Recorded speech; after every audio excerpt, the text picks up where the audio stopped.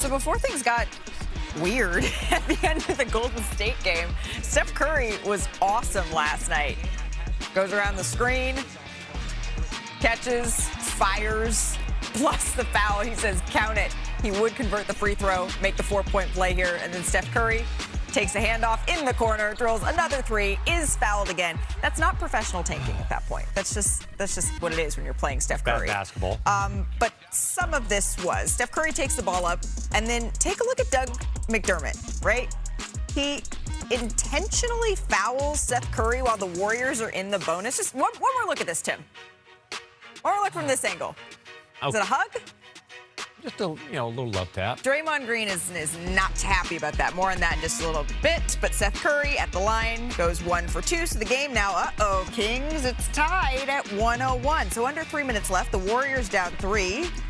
I'm not a professional lip reader, but Steph from deep, he had 17 points. So now the game's tied at 104. Oh, Steph Curry finding Brandon Podziemski, relocates.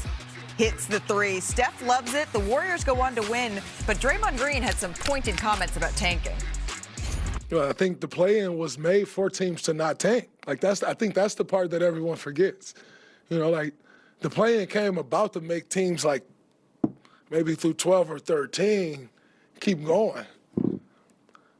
They ain't keep going. They kind of slowed down.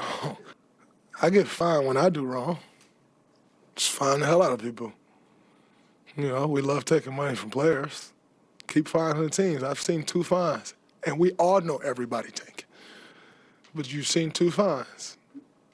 So part of this is the Sacramento Kings are not a very good basketball team, but certainly some of that looked a little bit intentional.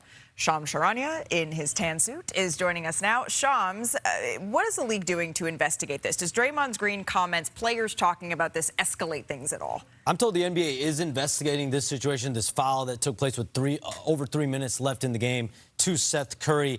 But King sources tell me that, listen, Doug Christie just made a mistake, a strategical error. He thought he had a foul to give with over 3 minutes to go to get a free timeout.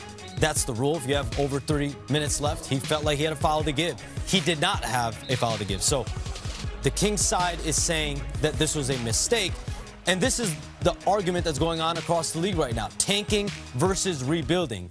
The Kings are 7-9 in their last 16 games. Okay. They were the worst team in the NBA when they went on this 7-9 run. Now they're around 4-5 as far as worst teams. So if they wanted to, quote-unquote, tank, they could just continue to lose. They have been ravaged by injuries, I will say. They're obviously not a premier basketball team. Sure.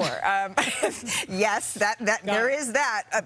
They're saying that they didn't know, that they thought they had a foul to give. Do you believe them? Listen, I'm going to wholeheartedly defend the Sacramento Kings. If there's any franchise in basketball that can say, hey, we are just bafflingly incompetent, then it is the Sacramento Kings. So is incompetence believable with the Kings? Absolutely. I buy it. This is what the NBA is investigating? This is the tank move that the NBA... First off, it's not a tank move, number one. Number two, this is what they're investigating. Draymond, he wanted a take foul is what he wanted. He wanted the shots and the ball. By the way, the play that Doug Christie drew up in the timeout that he paid 2 free throws for, they hit a 3.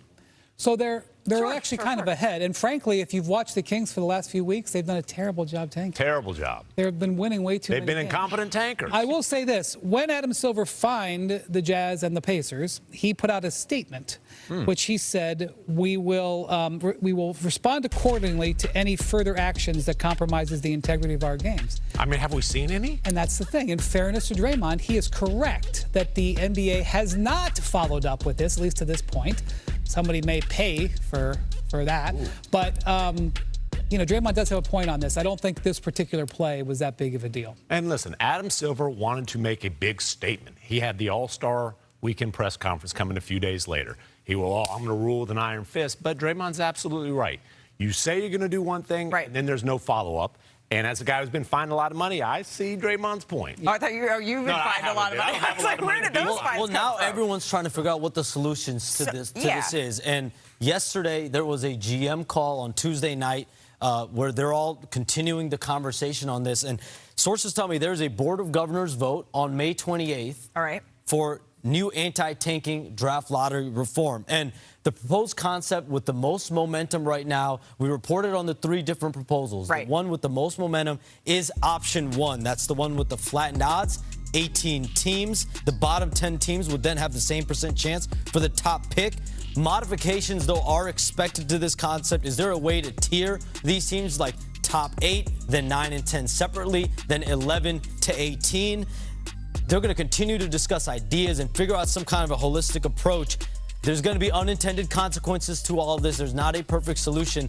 I will say, I see Tim right there. The one thing that the league is trying to do, and their GMs and everyone are trying for here, is de-incentivizing jockeying for the bottom. So what we've seen this season is teams trying to keep their top 8 pick, keep their top 6 pick. Is there a way to de-incentivize the jockeying? Because in this proposal, the top 8 to 10 teams have the same percentage chance. So there's not an upside for that. Shams, you're a smart guy. In that proposal, where will teams tank? Who the hell wants to be in the play-in if it's going to cost you? Oh, I can be the 10 seed. So you're thinking it's going to ruin? That's kind of what Draymond said, that it's going to ruin something that was going so well in a lot of ways, particularly early on.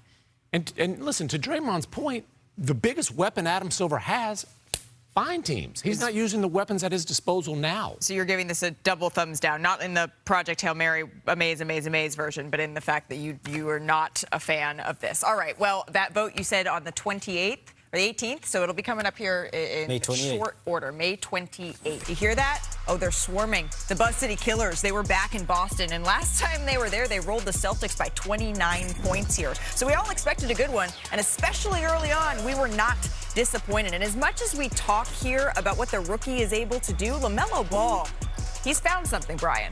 Yeah, not only is he being a shot maker, which he's been his whole life, but he's also been a creator for his teammates, and I think that should get more attention. I thought you were going to say a baller, shot caller. He's got 20. You know, I wouldn't say. Jaylen Brown muscling his way inside with the answer there. Under 4 minutes left in the second quarter here. Con Knipple. First, let's take a look at Jason Tatum there. Looks pretty light on those feet. I was going to say, a nice little step back. Over Brandon Miller. And then here, Jaylen Brown gets inside. Nice little fadeaway.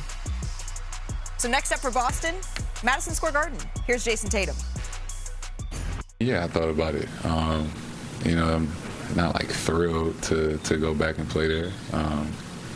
You know, last time I played there, obviously it was a traumatic, experience for me. Obviously, I knew at some point I would have to, get over that hurdle and, play there again. So it's gonna have to be this Thursday, but it's not like I'm thrilled about it. But it's part of it. I decided to come back and play, so just another game on the schedule. Oof. It's hard for me to even watch the replays of that injury and really the honesty there from Jason Tatum. I can't imagine going back and trying to face that, Brian. I appreciate that because he was in that training room, for example, when he got the news, and he's staring at that same ceiling. I can't relate to being Jason Tatum, but I can relate to being in a spot where something bad's happened. You don't want to go back. I will say this about this happening in New York.